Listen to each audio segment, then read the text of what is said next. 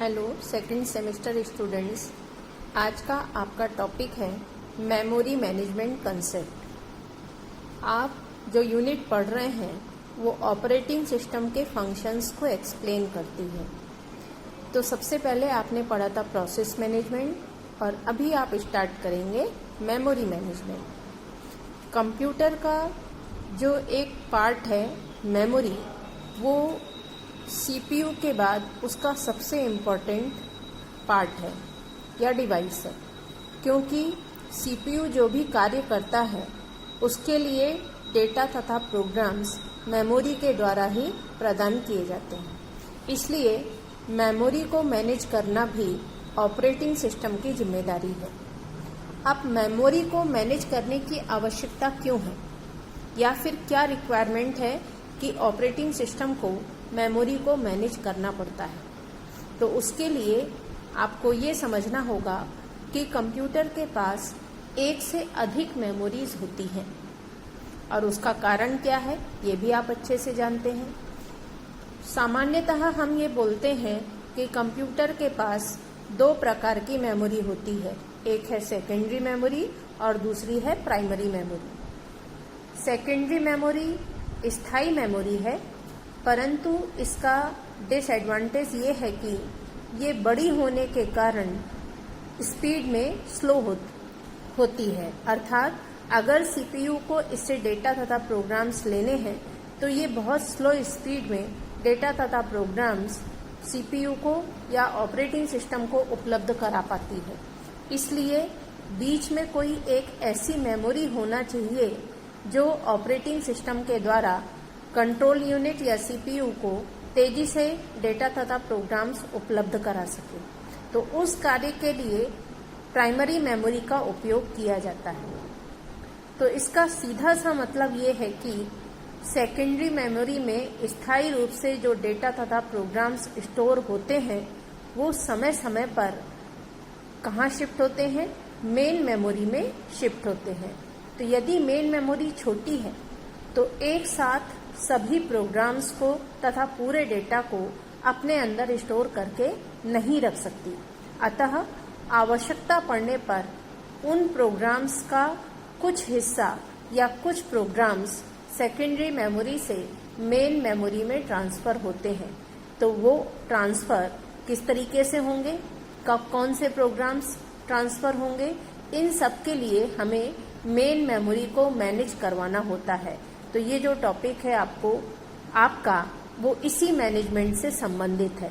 तो इसके लिए कुछ टेक्निक्स का उपयोग किया जाता है। मीन्स मेमोरी को मैनेज करने के लिए कितने प्रकार के काम किस प्रकार से किए जाते हैं, ये मेमोरी मैनेजमेंट टेक्निक्स कहलाती है। तो उन टेक्निक्स में क्या क्या आएगा कि जो मेन मेमोरी है उसको हम किस प्रकार से पार्टीशन करें कि उसमें यूजर प्रोग्राम्स अच्छे तरीके से हैंडल किए जा सके। तो ये चीज क्या कहलाती है, पार्टीशनिंग ऑफ द मेमोरी। अब अगर पार्टीशन हो गया तो सेकेंडरी मेमोरी से कौन कौन सा हिस्सा मेन मेमोरी में ट्रांसफर होगा और कब ट्रांसफर होगा। जैसे मैं आपको जो टॉपिक समझा रही हूँ वो कौन सा है, वो है सेकेंड टॉपिक, पार्टीशनिंग के बाद पेज रिप्लेसमेंट। मीन्स पहला टॉपिक है पार्टीशनिंग और दूसरा टॉपिक है पेज रिप्लेसमेंट।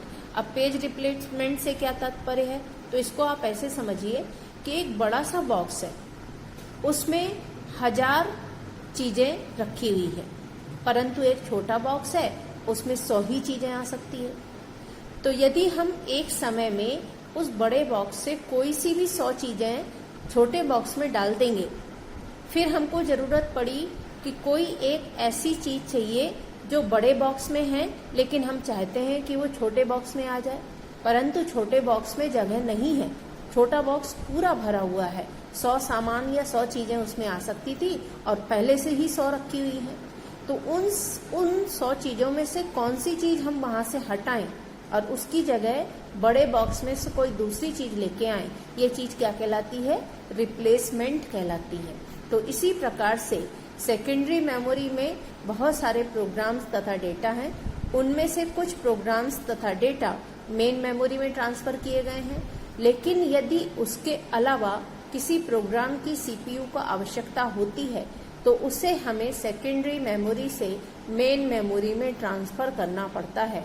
परंतु यदि मेन मेमोरी पहले से फुल है तो उसमें से कुछ हटाना पड़ेगा, फिर वहां नया कुछ ट्रांसफर करना पड़ेगा। तो ये चीज क्या कहलाती है? रिप्लेसमेंट कहलाती है। और इस टेक्निक को हम क्या बोलते हैं? पेज रिप्लेसमेंट बोलते हैं। तीसरा जो टॉपिक है मेमोरी मैनेजमेंट में, वो क्या कहलाता है? सेगमेंटेशन कहलाता है। सेगमेंटेशन का क्या तात्पर्य है? जो यूजर प्रोग्राम्स होते हैं वो काफी बड़े साइज के हो सकते हैं। तो यदि बड़े साइज के प्रोग्राम्स हैं तो पूरा का पूरा प्रोग्राम एक ही समय में सेकेंडरी मेमोरी से मेन मेमोरी में ट्रांसफर नहीं होना चाहिए। क्यों? क्योंकि main memory as compare to secondary memory बहुत छोटे साइज की है। इसलिए क्या किया जा सकता है? उन यूजर प्रोग्राम्स को छोटे टुकड़ों में बांटा जा सकता है। ये टुकड़े क्या कहलाते हैं? सेगमेंट्स कहलाते हैं। और ये टेक्निक क्या कहलाती है? सेगमेंटेशन कहलाती है। तो इस तरीके से आपको मेमोरी मैनेजमेंट के अंदर 3 टॉपिक्स पढ़ने हैं। पहला है पार्टीशनिंग, दूसरा है पेज रिप्लेसमेंट और तीसरा है सेगमेंटेशन। तो अब हम पहला स्टार्ट करते हैं, पार्टीशनिंग। पार्टीशनिंग का तात्पर्य क्या है? हम सबको मालूम है कि जब हम कंप्यूटर का स्विच ऑन करते हैं तो उस समय बूटिंग प्रोसेस एग्जीक्यूट होता है और बूटिंग प्रोसेस के दौरान ऑपरेटिंग सिस्टम जो सेकेंडरी मेमोरी में स्टोर है उसका कुछ हिस्सा, जरूरी हिस्सा, सेकेंडरी मेमोरी से मेन मेमोरी में ट्रांसफर हो जाता है।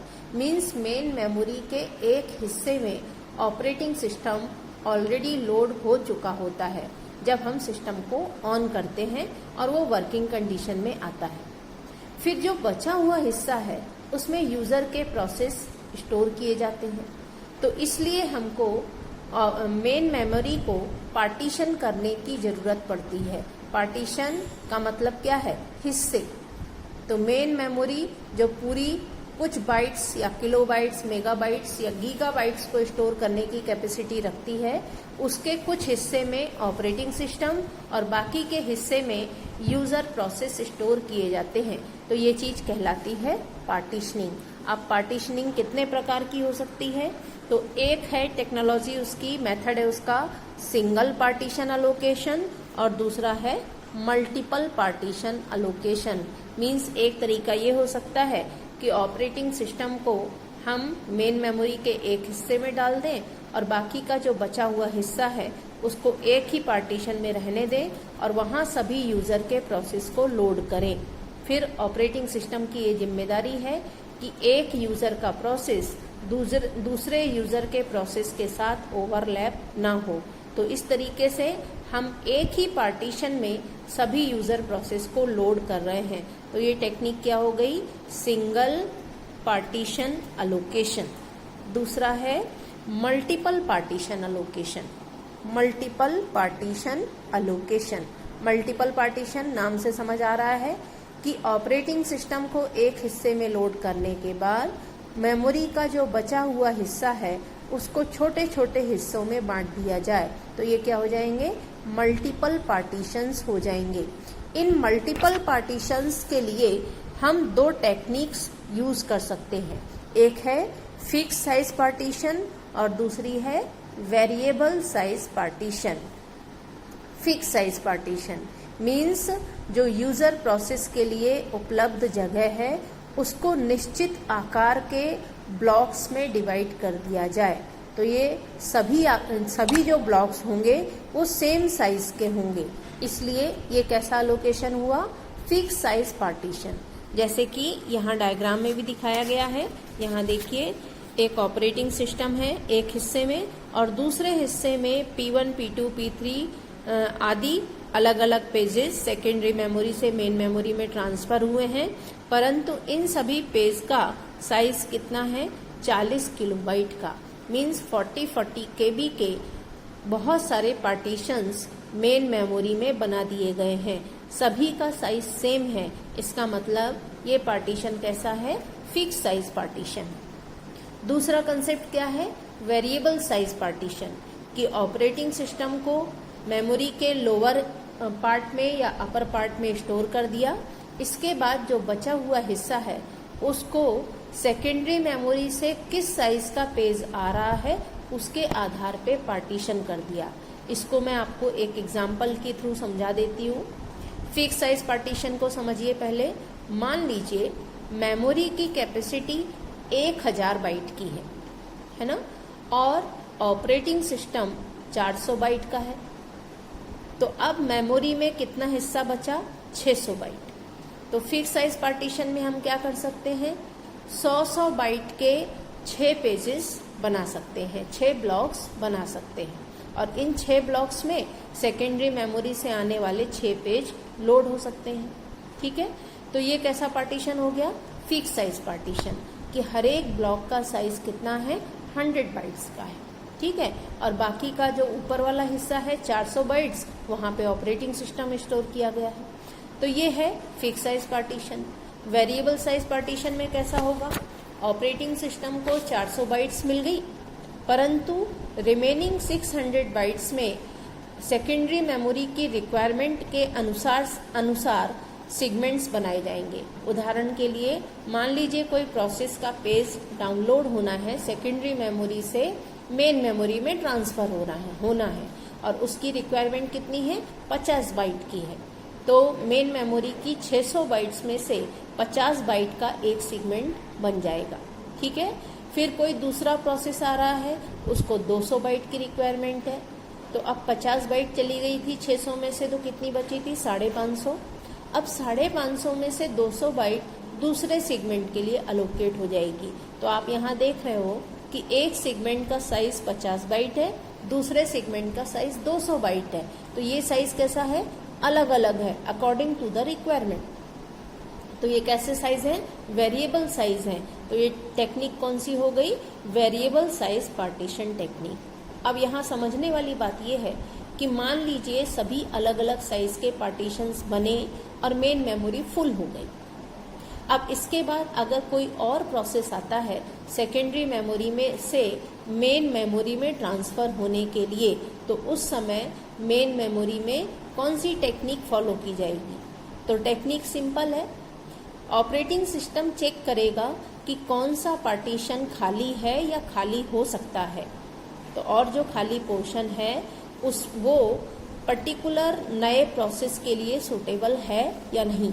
अगर सूटेबल है तो वो सेगमेंट उसको अलोकेट कर दिया जाएगा, और अगर सूटेबल नहीं है तो वो सेगमेंट उसको नहीं दिया जाएगा और वो प्रोसेस वेटिंग प्रोसेस बन जाएगा। जब उसको सेगमेंट अवेलेबल होगा तब उसको वो फ्री सेगमेंट अलोकेट कर दिया जाएगा। तो इस तरीके से ये दूसरी टेक्निक आपकी पार्टीशनिंग की वेरिएबल साइज पार्टीशनिंग वर्क करती है। तो ये स्टूडेंट्स आपको टॉपिक समझ में आ गया होगा, fix size partitioning and variable size partitioning.